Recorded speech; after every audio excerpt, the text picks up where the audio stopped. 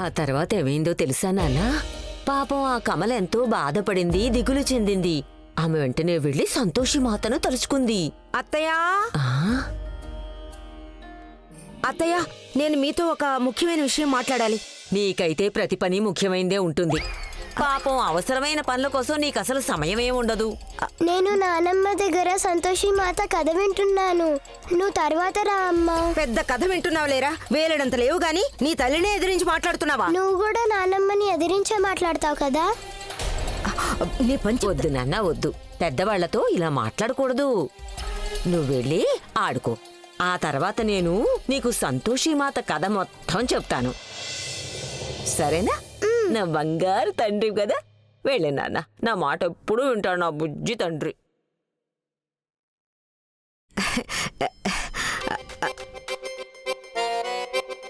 అత్తయ్య, అనుమానించకండి.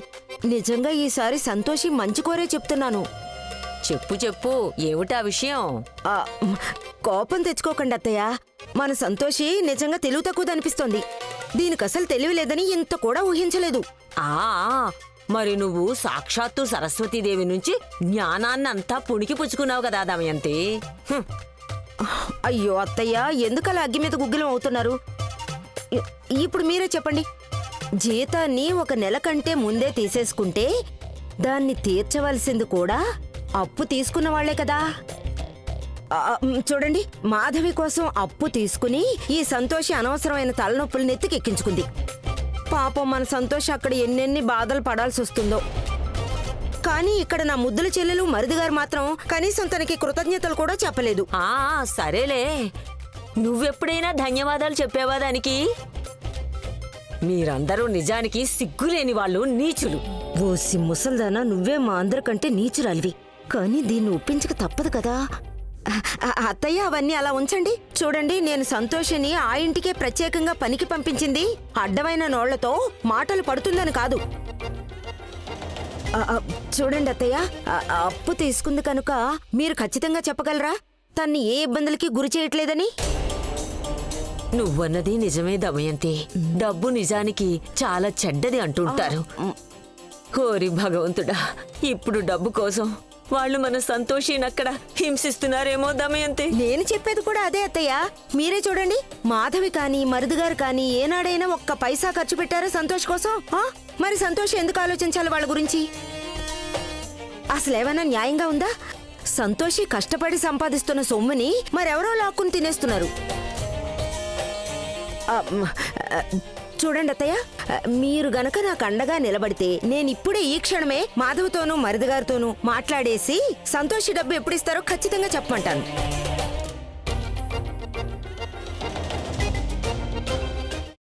అమ్మా, అలాంటి వాళ్ళది నిజమైన ప్రేమ కాదు, అది వ్యామోహం.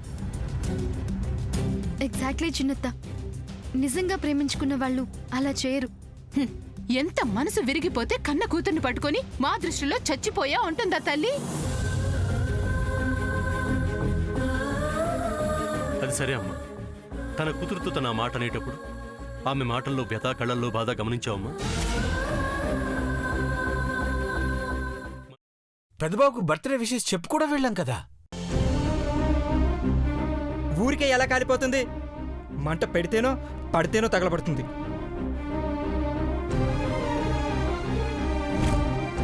కరెక్ట్ చిన్నబాబు, నీకొచ్చినట్టే నాకు డౌట్ వచ్చింది. పార్వతే షర్టును తగలబెట్టిందనుకుంటా.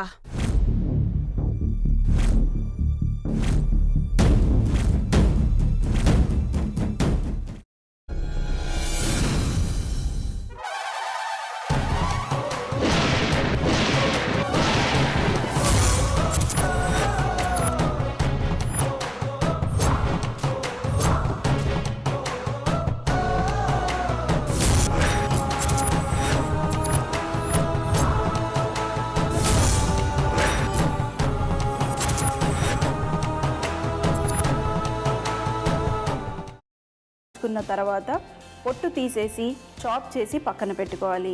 ఒక ప్యాన్లో కొద్దిగా నూనె వేడి చేసి అందులో ఆవాలు, మినప్పప్పు, శనగపప్పు, కరివేపాకు, సన్నగా తరిగి పెట్టుకున్న ఉల్లిపాయలు వేసుకుని 1 నిమిషం పాటు వేయించుకోవాలి. ఆ తర్వాత కాల్చి కట్ చేసి పెట్టుకున్న వంకాయని కూడా అందులో వేసుకుని బాగా మిక్స్ చేసి బౌల్లోకి ట్రాన్స్ఫర్ చేసుకుని అందులో తగినంత చిక్కటి పెరుగు లేదా పల్చటి పెరుగు వేసుకుని మిక్స్ చేసి అన్నంతో కానివ్వండి, చపాతీతో కానివ్వండి సర్వ్ చేసినా చాలా బాగుంటుంది.